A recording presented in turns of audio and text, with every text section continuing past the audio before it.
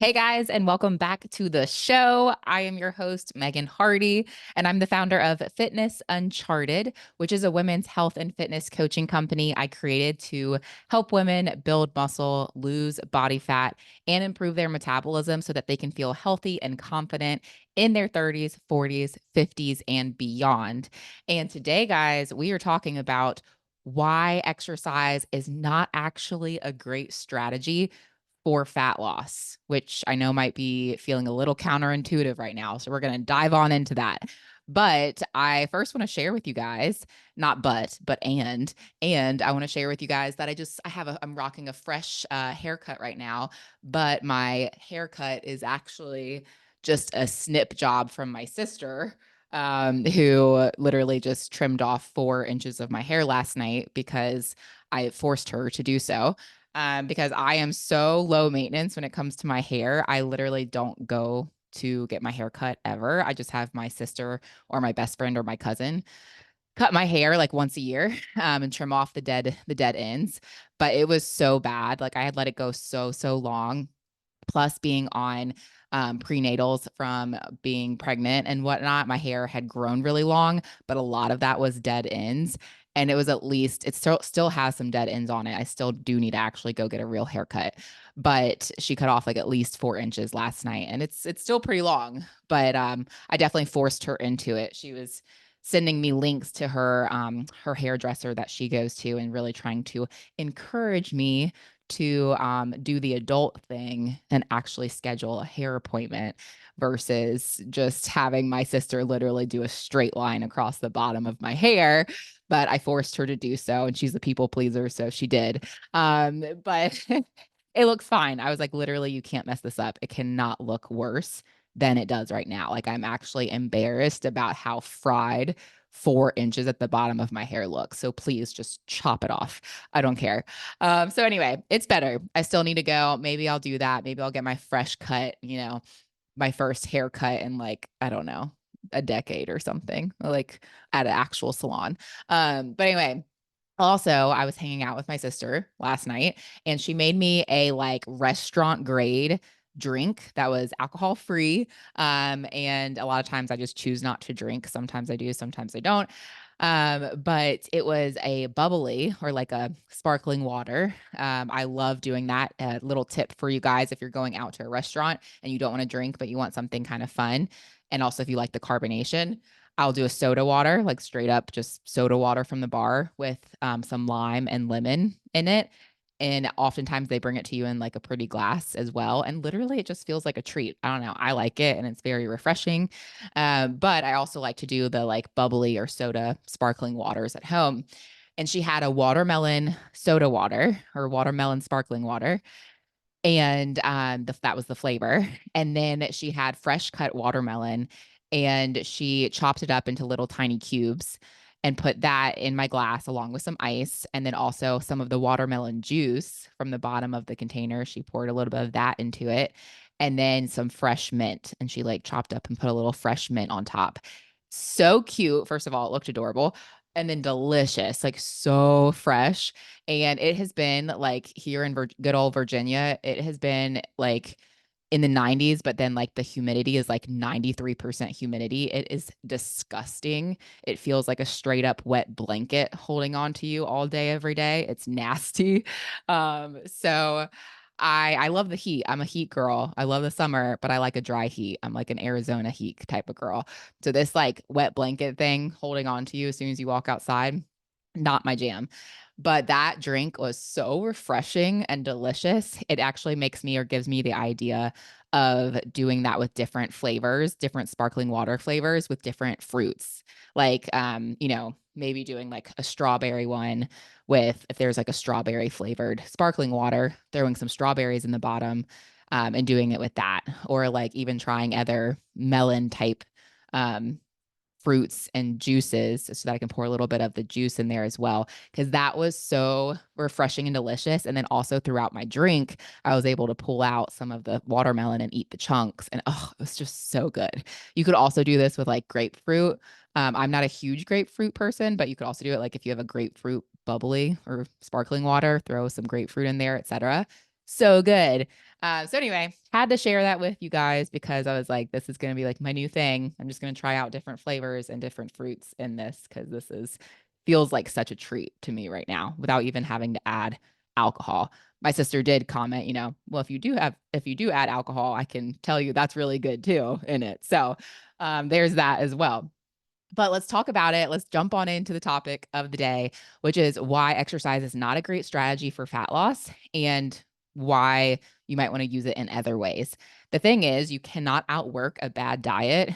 You have probably heard that saying before. If you've been around my camp for a minute, then I've said that too. You can't outwork a bad diet, or at least you can try, but you're going to spin your wheels and you're probably not going to get the body composition you want. Trust me, I tried this for years and I had a terrible relationship with food. I could never achieve my body composition goals for like a more lean, muscular physique. And I stayed kind of quote unquote skinny fat despite like working out a lot. I was doing a lot of exercise, a lot of activity, a lot of cardio, and was just like barely maintaining what I had and never making improvements or progress towards my physique or body composition goals. So it's really hard, I will say, to outwork a bad diet or poor nutrition or just not optimize nutrition. If your nutrition is not where it needs to be, you're going to really struggle on the fat loss or weight loss side of things, even if you're throwing a ton of activity and cardio and exercise at it. And we've done plenty of episodes at this point talking about like the optimal amount of cardio. So go back and give those a listen because that's another layer or facet of this is that your body can kind of will adapt to doing a lot of cardio and then it starts to burn less. So it's really not a great strategy. But the best strategy for fat loss is nutrition. You must create a calorie deficit, first of all. So, food quality is really important. I just did on the prior episode, I talked about food quality. That is so crucial, whether or not you're in a calorie deficit or not. But if you want to see weight loss or fat loss, you must create a calorie deficit. You must be burning more calories than you are consuming. And there are two ways that you can do that. One, you can decrease your calories, so lower your total caloric intake and eat less, or you can increase activity and, move your body more. I recommend for my clients and for anyone listening to this, I recommend a combination of both typically. But a lot of people I work with tend to have in the past before working with me tend to over rely on exercise and workouts for their calorie burn, for their results, etc. And this is what I used to do in the past as well. And this is why so many people stay perpetually stuck because they are putting way too much emphasis on exercise for their fat loss efforts versus where that emphasis really needs to be, which is more so on nutrition. So if this is the first episode you're listening to, or you missed my prior episodes about nutrition, go scroll through my episodes and just pick one. Like look for a nutrition topic because I have episodes that talk about the right amount of protein intake, how many fats and carbs you should have, reverse dieting, how to increase your calories strategically over time so you can eat more while losing weight, and food quality, like the last episode. I've talked about how to simplify macros and make that less overwhelming. So just literally go back through my episodes and pick some and listen on how you can optimize nutrition. All things that are a way better strategy for body fat loss than primarily relying on exercise. However, we obviously should still exercise. That is not the point of this episode.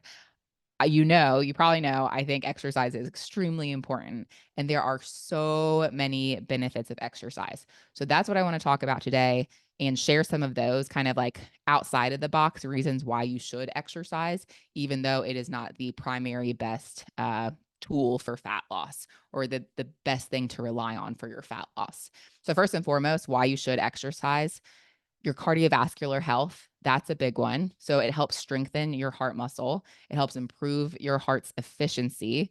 It helps lower your blood pressure and cholesterol levels. So talk about if you are having, high cholesterol or blood pressure on like your labs, it'll help with that. It'll help reduce the risk of heart disease.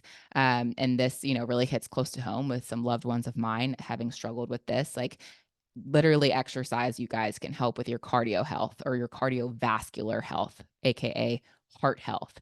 And it also enhances your circulation and blood flow. So that's important for so many things, really promoting just your overall heart health. And then also another one in the kind of physical category is your eye health. So this is a cool one. It can actually, like, exercise may actually reduce the risk of age-related macular degeneration and cataracts, which this is another one that hits close to home for me. All of the ladies on my mom's side, like my grandma and great grandma and my mom, like, have struggled with macular degeneration. So this is something that is really important. Obviously, there may be a genetic component there, but some of it is also lifestyle related too. And so, how can we help improve that and help counteract those things? Well, exercise can also reduce the risk of these things. It'll help improve your blood circulation to the eyes and support your overall eye health. So it can help you, like, maintain healthy eye pressure, and also reduce the risk of glaucoma, which, again, all of this is, yeah, is there maybe a genetic component with some of it? Yes. Is there also things that we can do and change to improve our chances and lower our risk of developing these things? Yes. So another really amazing reason for exercising. And then also another one in the physical category is improved sexual function. So, yep, we're going to talk about sex. But for real, this exercise alone can increase blood flow and circulation. So this also goes to the men in your lives. If they're struggling with anything in particular, have them exercise, right? It'll help also enhance arousal and sexual performance. So this actually goes back to my ladies and men, really. But also for my ladies who stereotypically often struggle more with libido and things like that. This can be something that's actually a really important thing, like literally even enhancing arousal. And again, like, we're not going to make this topic awkward, but that's a really big deal. And like, we can actually help improve our chances of having a happy outcome by exercising. It'll boost your stamina and energy levels. So also talk about just like confidence in the bedroom and having more energy and more stamina. That's another positive.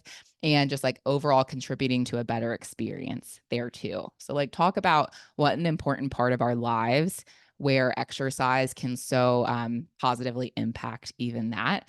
And also, exercise reduces stress and anxiety. So let's talk about that. Like, with reducing stress and anxiety, do you think we're not going to enjoy the bedroom activities more if we're less stressed and less anxious? So that's also just going to improve our libido and also our sexual satisfaction too, which, again, this might be like a ooh taboo topic, but it's something that's so important in an overall healthy, well-rounded life and relationships and marriage. It's something I feel like we also have to talk about. And we can go do all these crazy things, get a bunch of labs done or take a bunch of medications or whatever, trying to figure out what's wrong with us. And sometimes, like, we just need to exercise. We need to move our body. We need to get more blood flow. We need to reduce stress and anxiety by moving our bodies. We were created and made to move. So, those are some amazing benefits. And then also, we've probably heard that, quote unquote, exercise increases endorphins. You've probably heard that before. If you're my best friend, she would be like, yeah, I've never experienced that. I don't know what that's like because I never feel that way after a workout. I always feel better after a workout. But we do know that exercise helps to increase endorphins, right? So, and if you're an Elle Woods or a Legally Blonde fan, then you've probably heard the saying or heard the quote, exercise gives you endorphins, or endorphins make you happy. Happy people just don't shoot their husbands. They just don't. So, yep, Elle Woods, gotta love her. But, endorphins do make us happy, right? And happy people just don't shoot their husbands. So that's one really big, positive about exercise, is just that we can actually feel good from it. But let's also talk specifically about strength training. So, strength training can improve our memory and cognitive function. So, that's super cool. And that can be from the release of anabolic compounds called myokines. And myokines are a type of cytokine. So, like, myokine, the way I remember that is just like, I think muscle. And I'm like, okay, what's that M word? It's myokines, which they are signaling proteins released by our muscle fibers in response to muscular contractions. So when we are moving our bodies, when we are contracting our muscles, we're releasing these myokines like during physical activity. So this does not have to be specifically strength training, but obviously what are we doing a bunch of when we're strength training? We're contracting our muscles a lot, right? So you could literally be, dancing or rowing or whatever, because you're contracting your muscles doing those things as well. It does not have to be siloed into strength training, but strength training is just such an amazing form of exercise. And these myokines, like they play a crucial role in your metabolic regulation and in your immune function, in your brain health, and they even have anti-inflammatory effects. So you might have even seen on social media a reel floating around where this one woman's calling them like hope molecules. She's calling them hope molecules, where basically they just like make us feel good. And so, beyond building beautiful muscle, strength training is amazing for your overall health and your overall physical health and mental health. So that's another reason why it's like beyond just building and shaping muscle, literally by contracting the muscles, we are helping out our hormones and our mental health. It's amazing. And another thing too is exercise helps you actually make better food choices and regulate your appetite. So this is another reason why we should exercise. Who here has, made or who makes better food choices when you've had a workout? I'm raising my hand right now if you can't see me.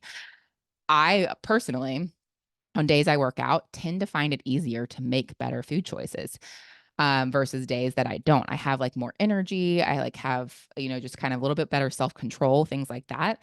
And there's actually been studies showing that 45 minutes of exercise in the morning can help reduce food cravings and make you more active all day. So if you start your day off with some activity, with a workout or some exercise, that can actually help reduce your food cravings and it will make you more active all day long.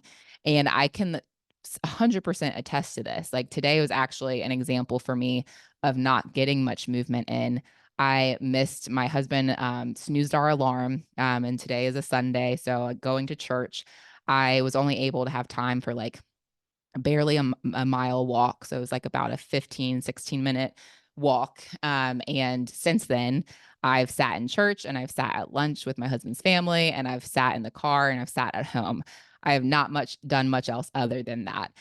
So normally I'm getting like a 3-mile walk in first thing in the morning as like an active recovery day on Sundays. And then throughout the day, I'm getting more activity in. I'm like, wow, it's really case in point of not getting that exercise in the morning. The rest of my day has kind of been more sedentary. So it really does make a difference for a lot of people. And also getting that exercise in first thing in the morning can help reduce those cravings throughout the day. One important thing to note here, though, guys, is finding the right balance is so important here. The right balance of exercise and doing the right kind of exercise because too much exercise and specifically too much cardio or high intensity exercise can actually increase your hunger hormones and the munchies, right? I know this was the case when I was over exercising back in the day and I was doing a lot of cardio. I would do like an hour or two on the elliptical, and then I would, go do a dance class, and then I would go have to walk, like I'll walk all over campus and then come back later that day to get another hour on cardio. I was like so hungry and munchy, especially at night is when my munchies would come out and my binges because I was trying to restrict calories during the day. But doing so much cardio and more high intensity exercise actually made me hungrier. So, with this whole principle of exercise helping you make better food choices and regulating your appetite, it's again finding the right balance and the right amount and right kind of exercise because too much is not good. Too much of a good thing is not a good thing, right? So there is something to be said for finding that balance. And last but not least, another reason you should exercise or work out is improved body image and improving how you show up in the world.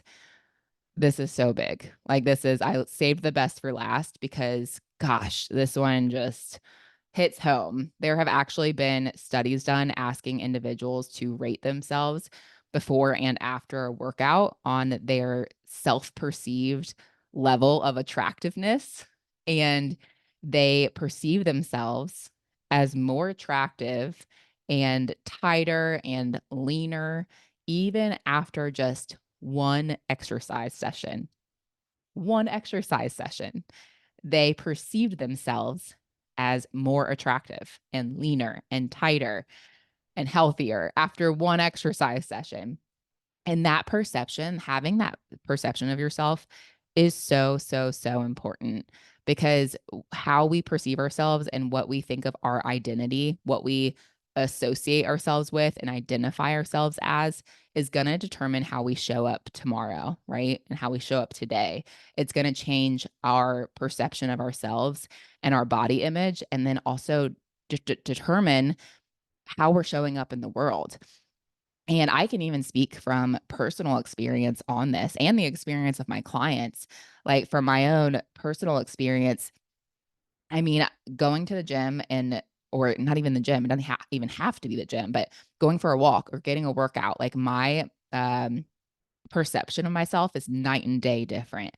Like, I have so much more energy. I do feel more attractive. I do feel tighter and leaner, even just from that one workout. Or when I miss a workout, it's the opposite is true. I feel a little less confident. I feel more fluffy. I feel like a little less energized. It's like the opposite, the exact opposite of feeling confident and attractive. And a lot of that is just psychological, right? Because missing one workout is not actually making you fluffier. Like, you are fine. If you if you miss a workout, it is not the end of the world. But there is that psychological component of it. And speaking from my clients' experiences, one client in particular who recently graduated our 6-month program, she her confidence just skyrocketed during the program. I mean, that was her like biggest takeaway. She was like, "Yes, was it from the physical changes I experienced?" She was like, 100%. I mean, that was definitely a component of it. But she said, "But honestly, a part of it too was like showing up every day and getting my workout in, and like the psychological mental component of thinking to myself, I can do this day in and day out." I was like, this is something I can do, and I'm doing it and showing up and making it happen. And she was like, that confidence and like the perception I had of myself through that process, like, was everything. She was like, that was just like a game changer. So that's a really big deal, guys. That's a really big deal. That perception is everything. But also, I mean, even talk about like getting to the gym before or after a big meal or a big social event, like feeling like you can kind of put that food to good use. I know that's how I feel when I know like I have a social event or something coming up, when I'm like, you know what, I can use this food as fuel. Let's see, what was it? A couple days ago, I had a girls' podcast night. I have a girls group, and we listen to podcasts and then come together and talk about it. We usually end up just hanging out because, let's be honest, we just end up talking about everything under the sun. But we ended up going to a Thai restaurant, and I had pad Thai, and it was a ton of food, a ton of carbs. And the next morning during my workout, my thought process was like, yeah, I'm putting these carbs to good use, baby, versus feeling like, ugh, I'm such a slug. I'm such a bump on a log, right? Like, I just feel like blah and fluffy and meh. Instead, I was like, all right, let's hit a new PR in the gym this morning. Okay. I just had all that pad Thai. Let's go. So even that, I mean, it can change your perception around food, around your body, and kind of help create a healthy relationship with food there too. And not to mention also the pump after a workout. Like, we already get the endorphins and a sense of accomplishment from our workouts, but also, let's be real, if you're strength training and you're using progressive overload and you're doing it the right way, you probably have a nice muscle pump after your workout and you're feeling nice and tight and lean, like literally and hypothetically.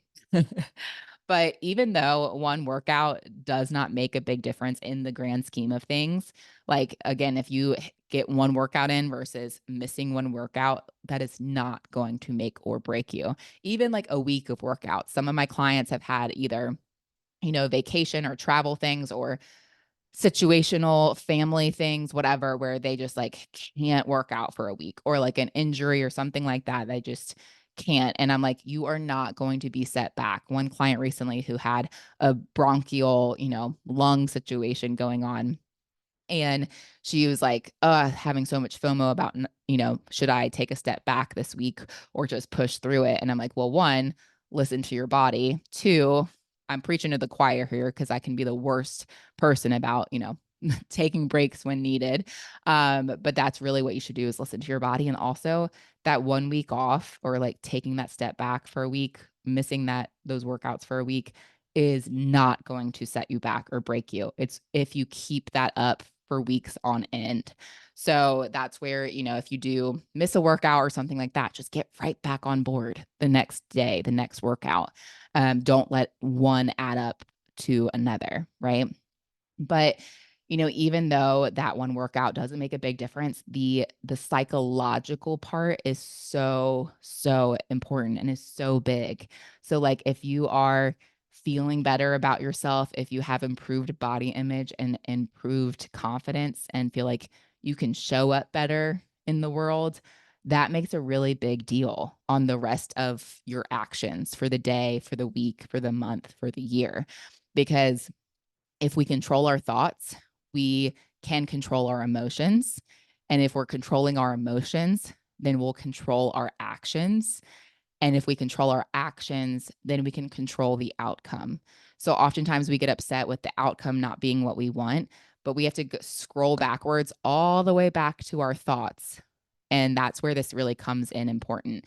Literally, by exercising, if we can improve our thought life and our perception of ourselves, we can control our emotions about ourselves, and then, have more confidence and feel better about ourselves.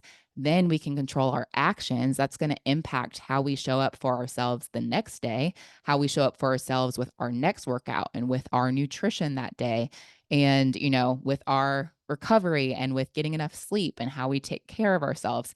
It's going to show up in all of those actions that are then going to completely determine the outcome that we get, whether it's one moving towards our fitness goals or one moving away from our fitness goals. So that's why that is so crucial and so important. And that is why I left that one for last, because I think that was like saving the best for last. But there you have it, you guys. There's some amazing reasons to work out that go way beyond the scale and fat loss, but they also impact fat loss too. Like we just talked about, like what you're thinking and believing about yourself is going to impact your actions, which is obviously going to impact your fat loss or body composition goals. So I'm going to go actually get a walk in right now myself and sweat my freaking butt off in this nasty heat blanket weather that we're having right now. But I will catch you guys on the next episode. Have an amazing day, and I'll talk to you soon.